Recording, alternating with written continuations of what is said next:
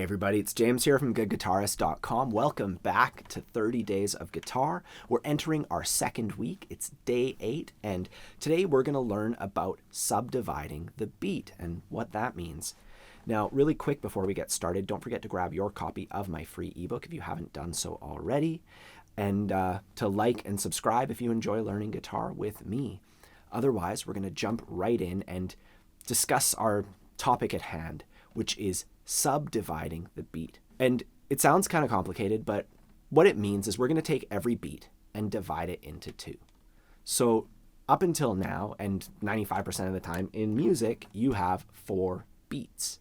1, 2, 3, 4. And we count over, to 4 over and over again. And, that gets us through a song.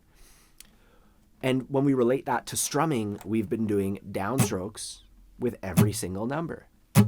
But if you look at me doing this, my arm comes back up after every downstroke.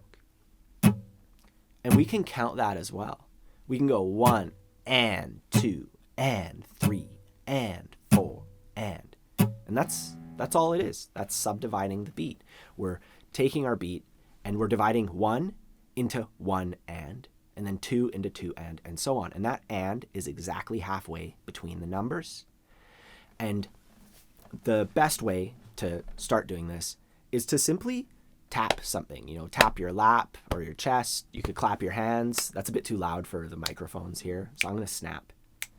And we could just count 1 and 2 and 3 and 4 and 1 and 2 and 3 and 4 and. And we could even tap those ands as well. We could just tap perfectly evenly. 1 and 2 and 3 and 4 and 1 and 2 and 3 and 4 and once we're comfortable with that, I like to make sure that our timing is perfectly steady and even by going between counting 1, 2, 3, 4 and 1 and 2 and 3 and 4 and like this. So I start with my beat and then I go 1, 2, 3, 4, 1 and 2 and 3 and 4 and 1, 2, 3, 4, 1 and 2 and 3 and 4 and 1, 2, 3, 4, 1 and 2 and 3 and 4 and. Another good way is to pretend that you're like a conductor, and we go 1 and then we swoop our arms out for and 2 and 3 and 4 and 1 and 2 and 3 and 4 and. The whole point of this is to get physical and really start feeling that beat as we count those subdivisions. And, that's a lot of just counting exercises and stuff designed to get us to feel the beat.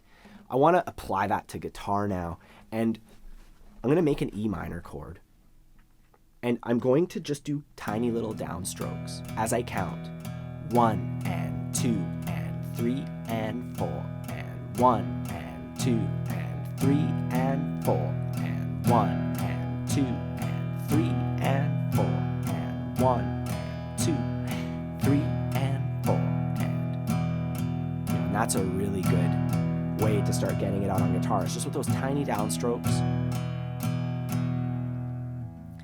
And once we're good with that, we can alternate between big downstrokes and little downstrokes.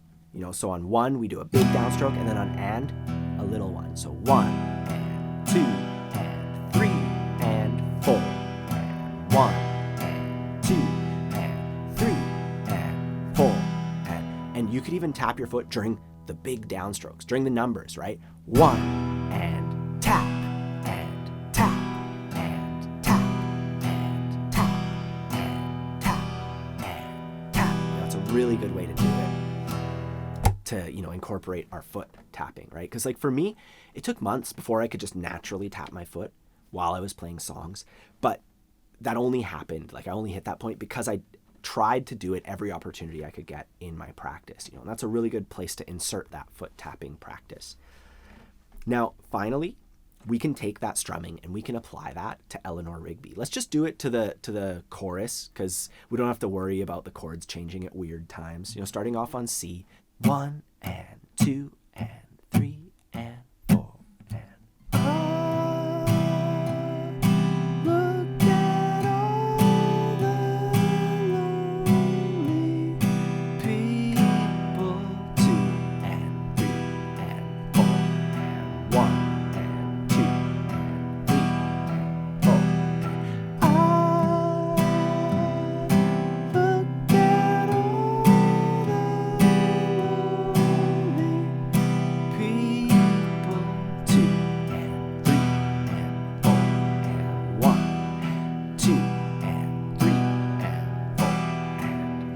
And when I do it that slow, I feel like it's actually harder to feel the song and to like sing the song. But I do want you to practice at that really slow pace. First counting, tapping your foot, doing all the things that we discussed, but then working on it on guitar. And eventually you might hit a point like this, like, look at all the lonely people. Da, da, da, da, da, da. Look at all the lonely people. But once again, I don't want you to rush to that point. I just wanted to show you kind of what our end goal is weeks down the road. It all starts with this. It all starts with taking your time on it. Tomorrow, we're going to be adding upstrokes and, taking this subdivision thing to the next level and, building up that foundation so that you'll be able to just play kind of any strumming pattern. Tomorrow is going to be like a really pivotal lesson.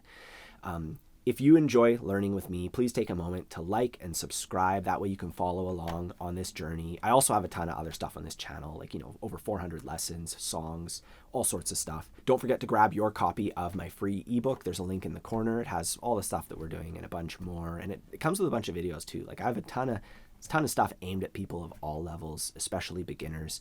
There's my complete beginner course, which is the guided tour through everything. It's like a first year worth of guitar, in one course. And I'll put a link to that in the corner as well. Otherwise, have a fun time practicing, and I'll see you tomorrow.